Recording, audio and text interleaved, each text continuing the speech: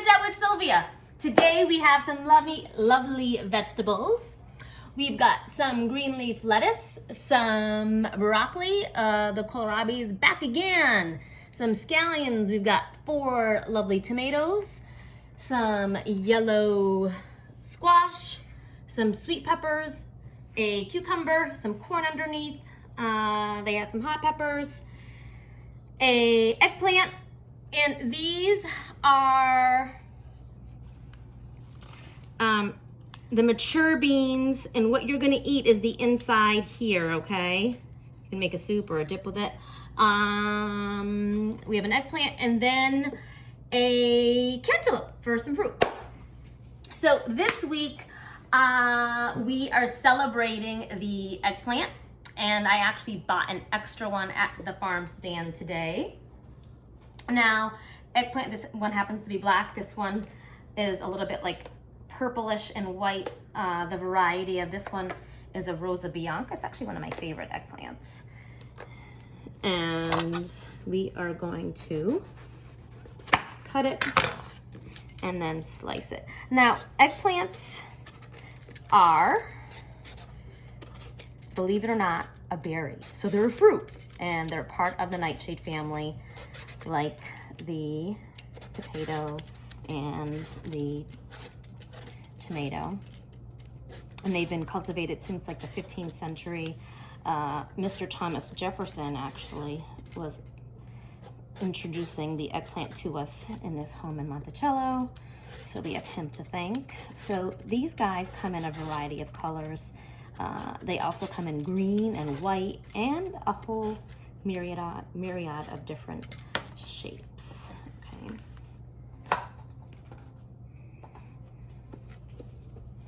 So we're just gonna cut that end off because we don't want that. And we're gonna make cutlets out of this. So I would say we're gonna cut, 1/4-inch slices. All right, and an eggplant is kind of spongy, and it really absorbs all of the flavors that it's near. And because of that, deep fried eggplant is delicious, all right? And when you're deep frying, you're totally submerging the eggplant in hot fat. Okay, when you get to this, you can just kind of put your hand here and slice.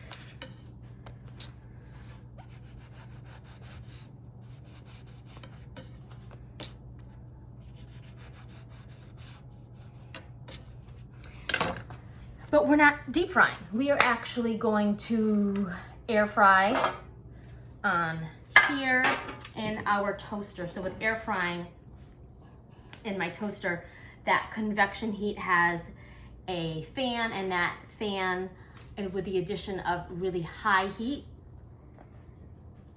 is going to cook the eggplant. So we are going to, now that we've cut it, now we're going to salt it. Okay. And we salt it to draw out the moisture.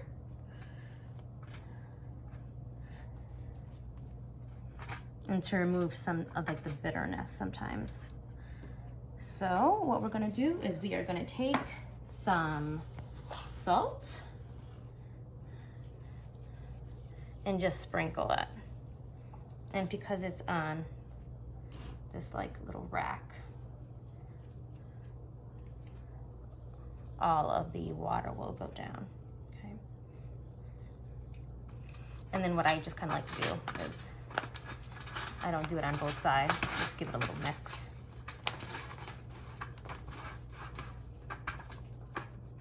So we are good there. Now, again, with eggplant that's been fried, you typically see eggplant parmesan with a marinara sauce, but I actually made it like this once. And this is a bruschetta, so we have 2 large tomatoes, I would say 1/4 cup of onion, some garlic. If you don't like garlic, you can omit it. this is some parsley and some basil. So the basil, we're actually going to chiffonade. What is chiffonade? It just basically means ribbons. So you're gonna roll up your basil. Okay. And then rock your knife across it.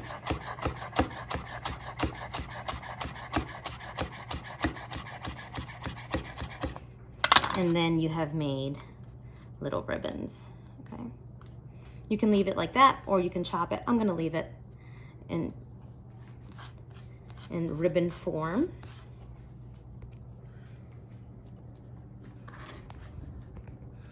And the tomato is really the star of the show here. With this, you're not gonna cook this. It's a nice kind of salad, so you're gonna use your very best olive oil. I would say that's about 3 tablespoons.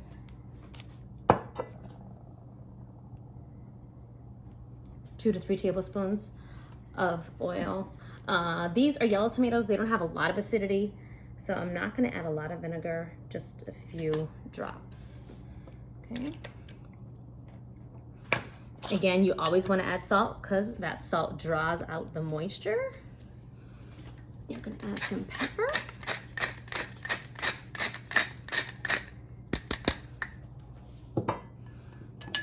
And then you're gonna give it a stir. And this is gonna marinate in the fridge while we get our eggplant together. All right.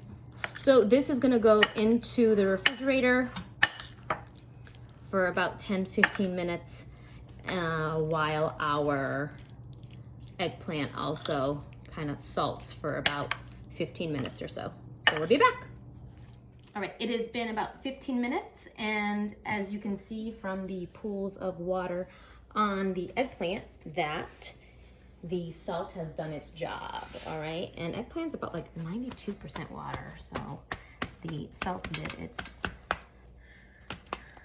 role. And you can just pat this dry. You could rinse it if you wanted to, but if a little bit of moisture stays on there, it's not a big deal.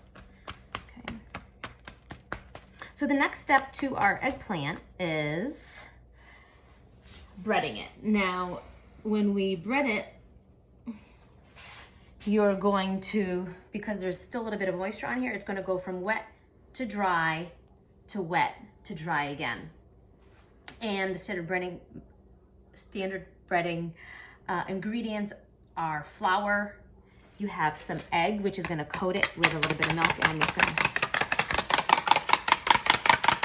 give that a little mix. And then some breadcrumbs. I'm using, I think these are flavored breadcrumbs. You could use panko breadcrumbs, which is like a Japanese style breadcrumb.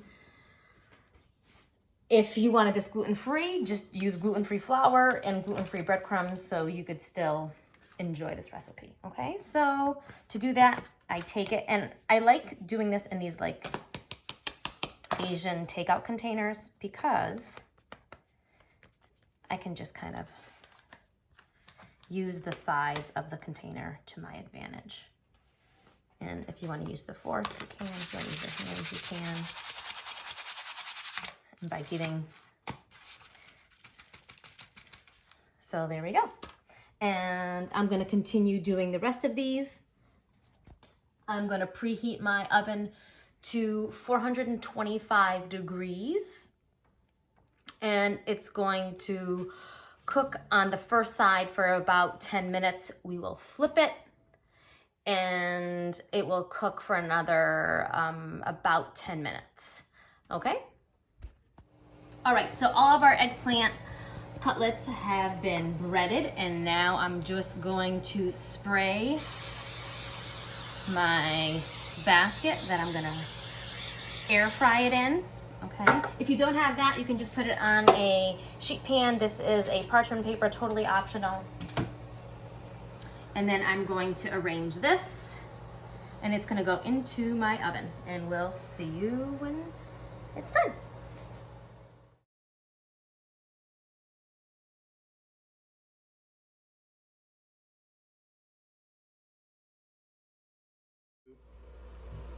All right, our eggplant cutlets are done. And now let's plate them up.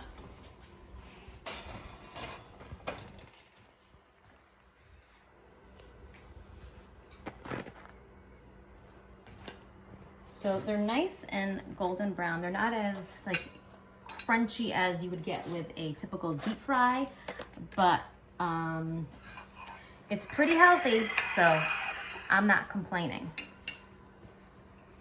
And now we're gonna take some Parmesan cheese. I call this making it snow.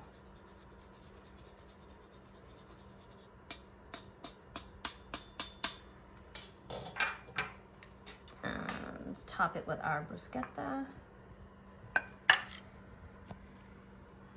And this is deliciousness.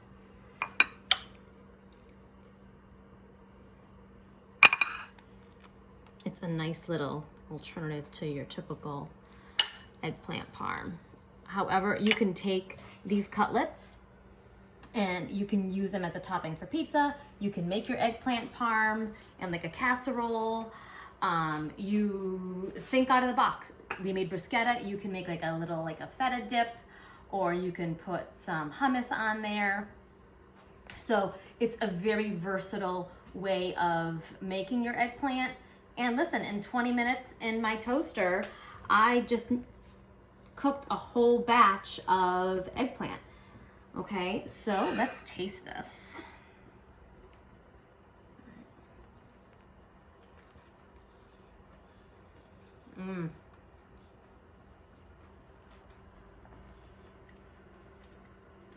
The eggplant is nice and soft, but it's crispy at the same time.